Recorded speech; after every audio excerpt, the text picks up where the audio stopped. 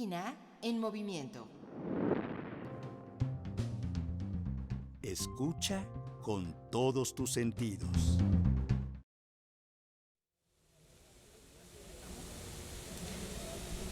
Muy buenas tardes, días o noches, según nos sintonicen. Esto es INA en movimiento y en esta ocasión contamos con una edición especial de esta serie porque justo estamos grabando en el marco de la 35 Feria Internacional del Libro de Antropología e Historia, que se lleva a cabo justamente en el Museo Nacional de Antropología del Patio, y en el momento en el que grabamos escucharán de fondo una lluvia muy copiosa que además recibe, bautiza y está aquí con los compañeros editores Federico Zúñiga Bravo. Sí. Y hola, buenas tardes.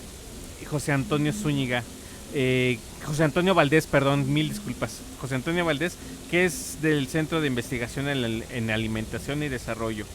Ellos nos hablan de un libro que se llama Patrimonio Alimentario, Turismo y Políticas Públicas, Etnografía entre lo local y lo global. Aunque el programa lo hemos titulado, para mejor entendimiento, Antropología de la Comida y el Turismo. Entonces, vamos a empezar por lo general. Platícanos un poco de esta publicación, por dónde va, qué nos dicen. Sí, pues como buenas tardes a todas, a todos, a todes quienes siguen la transmisión en línea. Pues bueno, la publicación, el título lo dice, ¿no? Los temas principales a través de los diversos capítulos que conforman la obra dan cuenta sobre este vínculo o esta compleja relación entre el patrimonio alimentario, el turismo y las políticas públicas, ¿no? Y bueno, a través de diversos estudios de caso en diferentes países de Latinoamérica y Europa, es que se conforma esta obra colectiva para dar cuenta de un complejo proceso que hoy en día, pues, la comida se ha vuelto un activo patrimonial muy importante, ¿no? Y de ello buscamos dar cuenta, pues, en este trabajo a través de las diferentes voces que nos comparten su experiencia etnográfica, ¿no? En el trabajo de campo, al momento de documentar sus temas de interés relacionados con estos tres temas, ¿no? Que dan título a la obra. Y entiendo que al hablar de grupo son investigadores, personas de distintas disciplinas. ¿Qué disciplinas conjuntan? ¿Cómo es el trabajo? ¿Cómo los integran? Sí, la verdad es que es una obra que reúne miradas diversas, aunque está situado o sea, está anclado mayormente en la disciplina antropológica.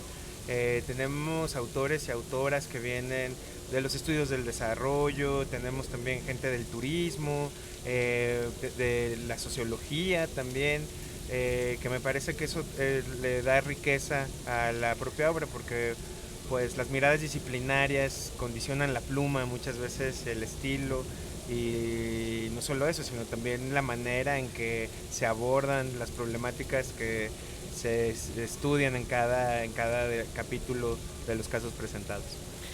Los casos presentados, justamente me gustaría que dieran como unos ejemplos, precisamente para que nuestro público se dé una mejor idea de cuál es el trabajo que se hace. Bueno, sí, por ejemplo, el primer bloque de textos con el que se conforma esta obra, por ejemplo, es de la autoría de Marco Romagnoli, y su trabajo se titula Etnografía multisituada de la dieta mediterránea, entre la ingeniería onomástica y las representaciones turísticas de un patrimonio inmaterial de la UNESCO. Y bueno, el trabajo de Romagnoli da cuenta de cómo, a partir justamente de que la dieta mediterránea es incluida en las listas representativas del patrimonio inmaterial de la UNESCO en 2010, junto con la cocina mexicana, el paradigma de Michoacán y la cocina francesa, pues bueno, ¿qué retos implican precisamente para estas nominaciones, ¿no? Y sobre todo para las poblaciones que de alguna manera están vinculadas con estas declaratorias. Para el caso de la dieta mediterránea, pues bueno, atraviesa o involucra a diferentes países, ¿no? España, Italia, Francia, y en este caso Romagnoli hace un estudio para dos localidades, una en España y una en Italia, respecto a ¿Qué implica para los actores locales esta declaratoria y sobre todo cuando se ha considerado por mucho tiempo y a través de diversos medios de comunicación que la dieta mediterránea es considerada como una de las más sanas, ¿no? Y las más adecuadas, sugeridas sobre todo desde el campo de la nutrición? Entonces, ¿qué implicaciones trae esta nueva declaratoria, ¿no? Y qué tan cierto sería si es justamente saludable esta dieta? Y bueno, el trabajo de Romagnoli trata de desentrañar eso, ¿no? A partir de la patrimonialización de la dieta mediterránea, ¿no? Es uno de los tantos ejemplos que ilustran cómo a partir de su patrimonialización se vuelven un recurso turístico muy importante, sobre todo habría que señalar en el ámbito del turismo gastronómico, pero también del turismo cultural, ¿no? Eso estamos hablando en lo global. Me gustaría, si es que hay el ejemplo en lo local, en el caso de México, ¿qué ejemplos tienen? Sí, en el caso para los estudios de México se condensa sobre todo en lo que es el segundo bloque, que es bastante interesante porque a pesar de que tenemos la referencia inmediata de la cocina tradicional en términos patrimoniales, pues también me parece que uno de los aportes más interesantes de este libro es que voltea a ver más allá. El segundo bloque está conformado por 3 capítulos que estudian la relación entre patrimonio enoturístico, es decir, del vino, de las regiones del vino en México. Las que podemos considerar, pues las que tienen más arraigo, como es el Valle de Guadalupe, con el texto de Juan Carlos Rodríguez, pero también con lo que está pasando en Querétaro, con la ruta del vino y del queso, y por último una zona bastante emergente que está llamando la atención, que es la zona fronteriza de Sonora y Arizona, del otro lado de la frontera. Esos son los 3 estudios que componen este bloque y que llaman un poco o que nos dicen en qué otros aspectos en México están relacionados con la temática general que se aborda en este libro.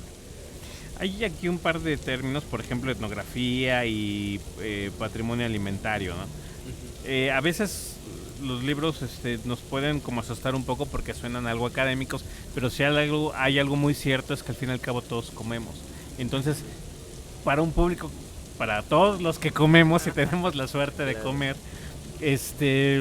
¿cómo podemos aterrizarlo para que estos términos que puedan sonar un poco académicos, la gente que se interese, el común, como una persona, dirían de a pie, dirían los abuelos, se interesa en este libro, de que él nos puede ilustrar? Seguramente hay mucha información ahí.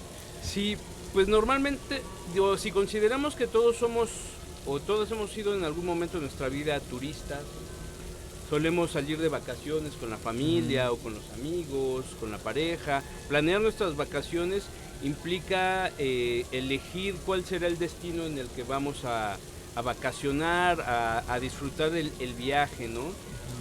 Y la comida, una forma de conocer un lugar o un destino como parte de nuestras vacaciones, y al momento de que nos ponemos, digamos así, nos ataviamos como turistas, la comida es unas maneras de acercarse a la cultura local, ¿no? Siempre que vamos a un lugar, lo primero que buscamos una vez que ya nos instalamos en el hotel o donde nos vamos a hospedar es, bueno, ¿y ahora qué vamos a comer, no? Y siempre buscamos como esas recomendaciones gastronómicas de la cocina local, ¿no? ¿Qué es lo más siempre se pregunta, ¿qué es lo más típico, no? ¿Qué es lo más tradicional en términos de alimentos? Y esa es una manera de acercarse a través del turismo, poder acercarse a las cocinas locales, a las cocinas populares, ¿no? Incluso habría que considerar que los puestos de comida callejera son parte de esa cultura alimentaria, ¿no? Es forma de aproximarse a lo que come la gente de esos lugares a los que uno decide ir a vacacionar.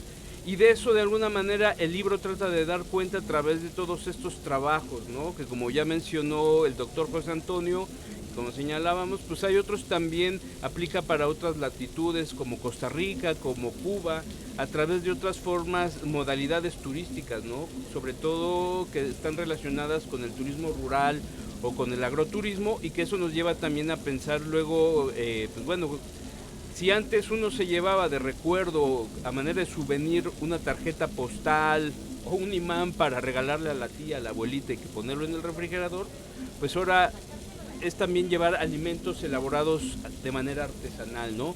Una mermelada, un licor de frutas, un dulce típico. Y de eso es lo que se busca de alguna manera a través de este libro, es dar cuenta de que, pues bueno, como bien mencionaba, ¿no? Pues todos comemos y todos tenemos predilección por ciertos alimentos, y sobre todo cuando salimos de viaje, ¿no? Buscar aquello que sea muy representativo del lugar que vamos a vacacionar. Y en términos de políticas públicas, ¿cómo puede la autoridad, el Estado, la persona encargada de ejercer ciertas reglas, cómo puede generar o apoyar políticas públicas, valga la redundancia, para generar una mejor forma de aprovechar los viajes hablando de comida? Pues yo creo que ese es el gran reto y el gran desafío, que si tuviéramos la respuesta para poderla comunicar, pues quizá este libro no tendría mucho sentido, pero ante el desafío que tenemos y que estos estudios dan cuenta de cómo se han pues llevado a cabo distintas iniciativas del Estado, pero también de otros actores o de otras instancias, y el éxito o fracaso de los mismos. Nosotros, yo creo que aquí en el libro, y no solo nosotros en nuestro papel como de editores, sino que las propias experiencias y reflexiones de los autores y autoras del libro, pues dan cuenta también de la necesidad imperiosa de que se ponga en primer lugar la propia voz de la comunidad.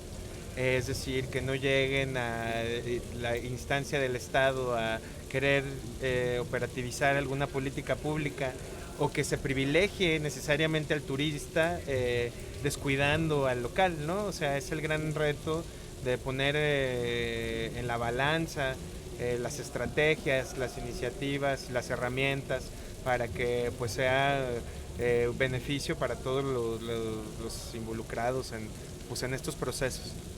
Precisamente dieron en el clavo. Obviamente pues no hay una respuesta, pero los autores sí están intentando aproximarse a ideas. ¿Qué otras cosas nos proponen en esta publicación? Así es.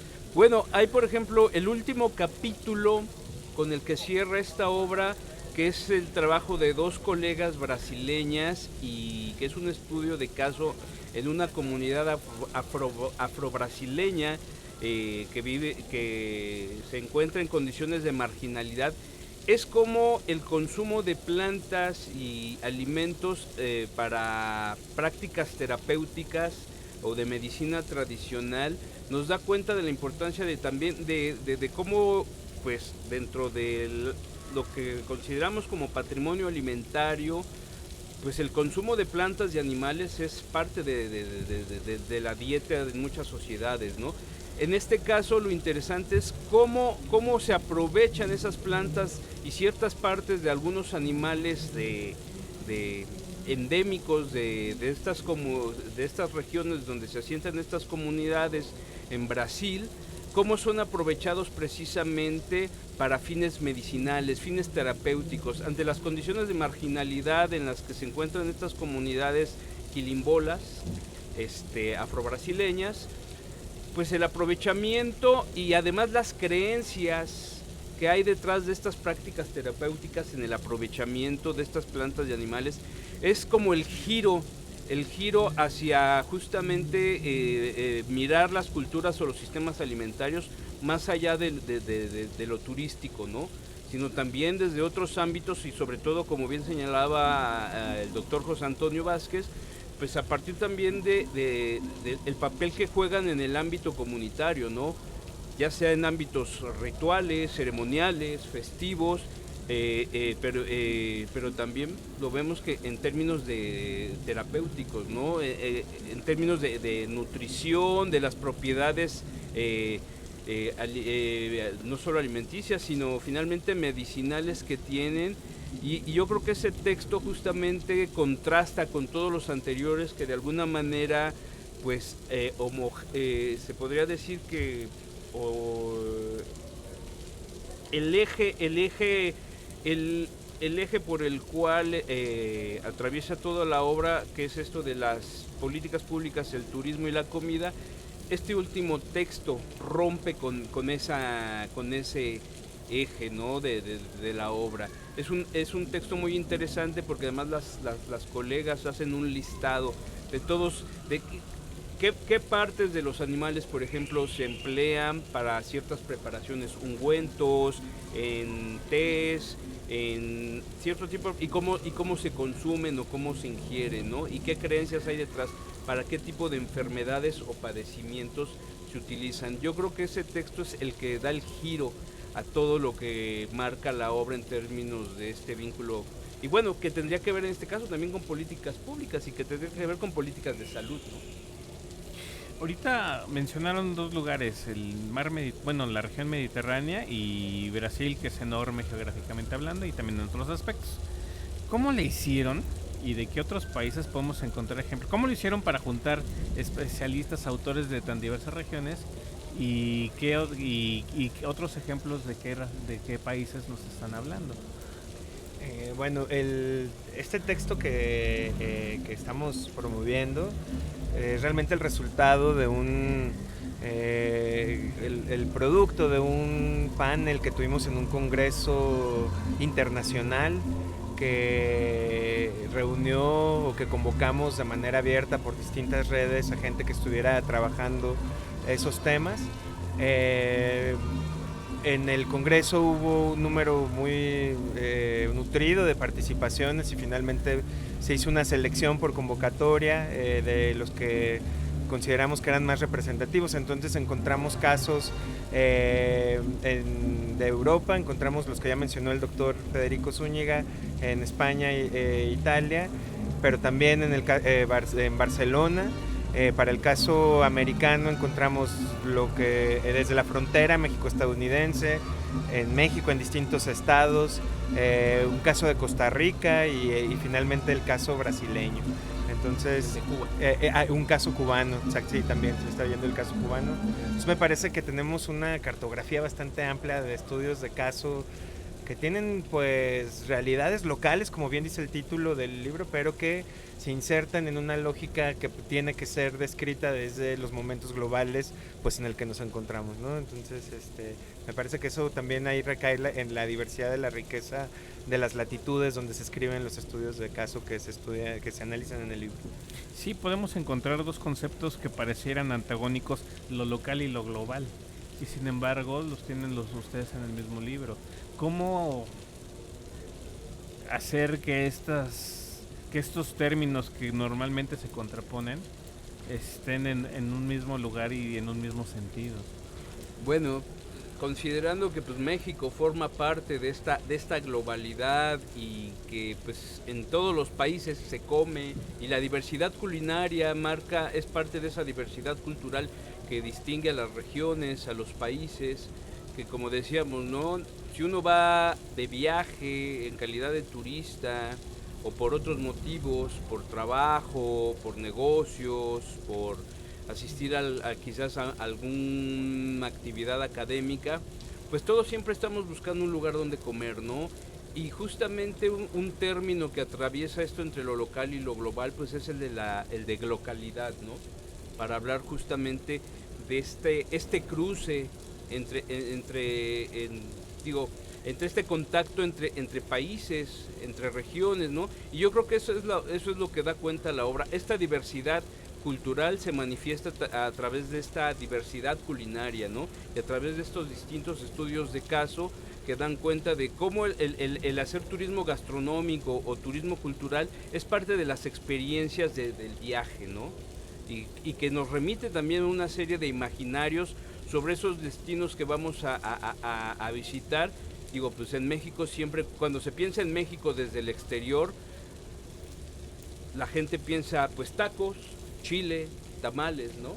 O tequila, mezcal ahora también, ¿no? Que es también una bebida que está como muy, una etnobebida que está de moda y que precisamente ha traspasado las fronteras en términos de comercio global, comercio internacional, ¿no?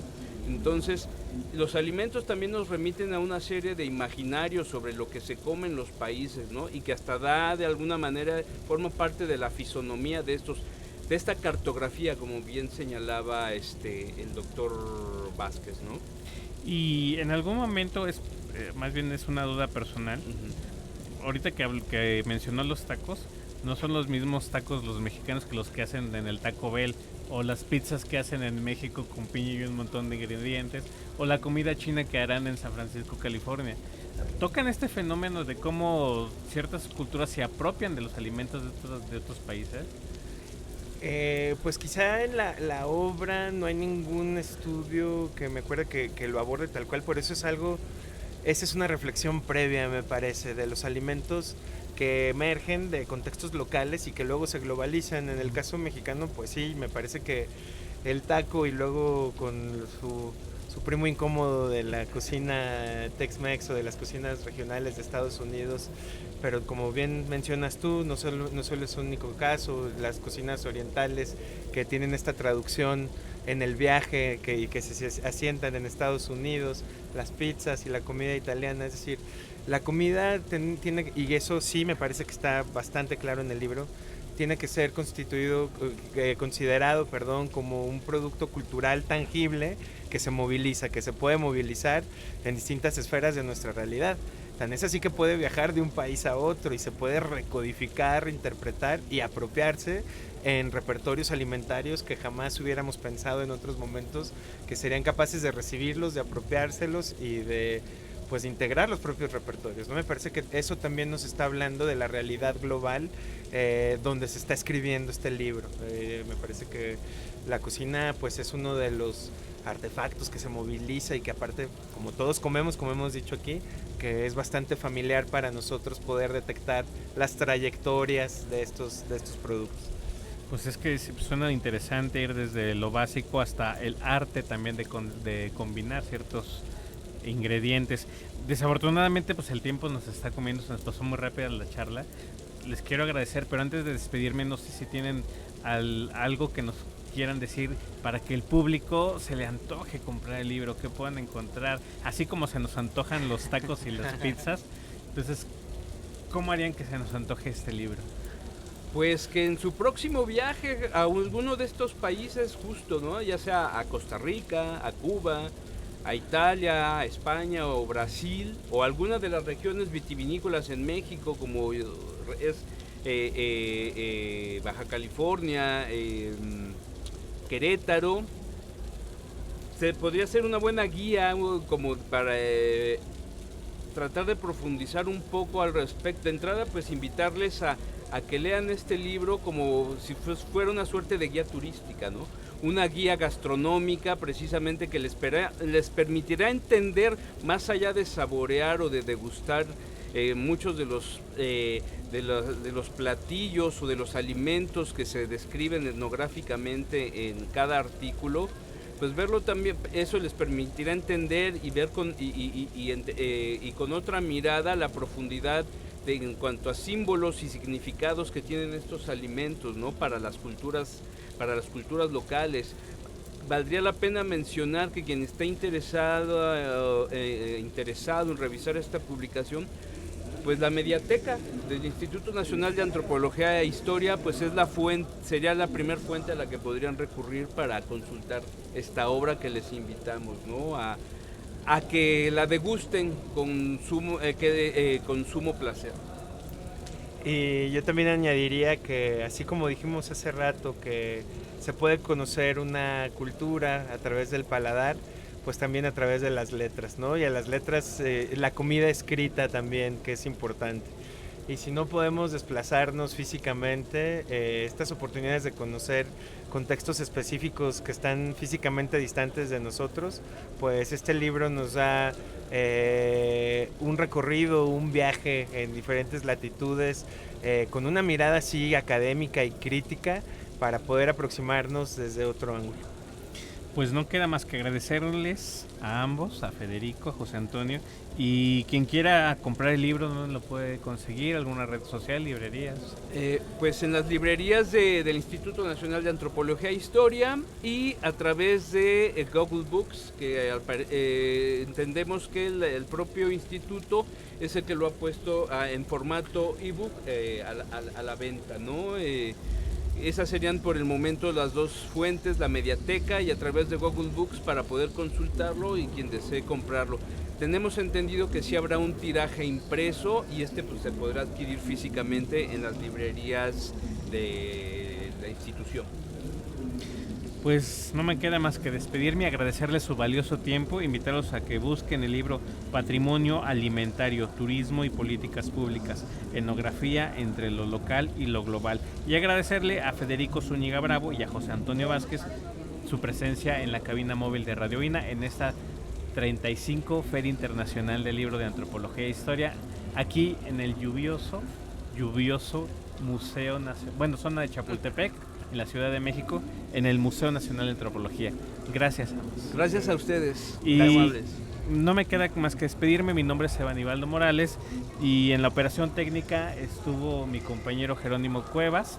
Esta es una producción de la Coordinación Nacional de Difusión del Instituto Nacional de Antropología, y también están en la producción la Dirección de Divulgación, Producción Audiovisual a cargo de Ana Galicia, y la Subdirección de Radio INA con Gabriela Marentes. Muchas gracias, nos encontramos en la próxima y les invitamos a consultar más materiales en nuestras plataformas de Radio INA en YouTube y Spotify. Hasta la próxima. Hasta la próxima, gracias.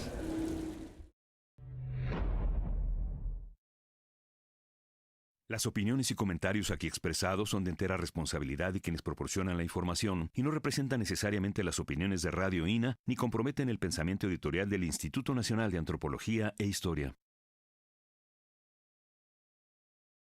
Instituto Nacional de Antropología e Historia. Secretaría de Cultura. Gobierno de México.